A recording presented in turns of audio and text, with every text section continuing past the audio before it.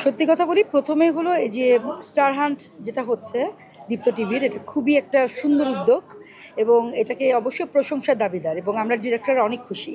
এবং এখানে আমি একজন অতিথি জাজ হিসেবে একদিন ছিলাম। সো আমার খুবই ভালো লেগেছে। আমার পছন্দের পারফর্মাররা আছেন দেখলাম।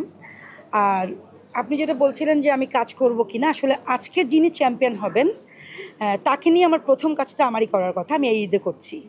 এটা অবশ্যই আমারও অনেক ভালো লাগা যে দীপ্ত টিভি আমাকে গতকালই এটা জানিয়েছে।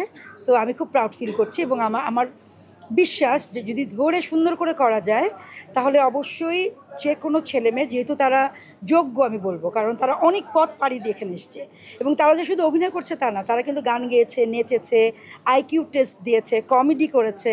সব জায়গা থেকে আমার, সব দিক থেকে আমার মনে হয়েছে তারা খুবই ভালো করতে পারবে।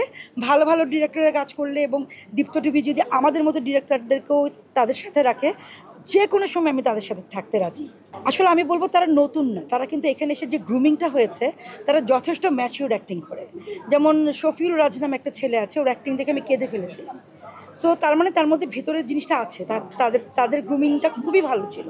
এবং সবাই কিন্তু প্রথমে নতুনই থাকে, সে নতুন থেকে কিন্তু যখন একটা ডিরেক্টরের আন্ডারে পড়ে এবং সে যখন তার চেষ্টা এবং ডিরেক্টরের চেষ্টা দুইটা মিলে যখন চ্যানেল সাপোর্ট দেয়, তখন অবশ্যই তার ভবিষ্যৎ ভালো থাকবে যদি সে কাজের প্রতি ডেডিকেটেড হয়। কিন্তু আমার মনে হয় এখানে যারা আছে তারা খুবই ডেডিকেটেড, আমি দেখতে পেয়েছি।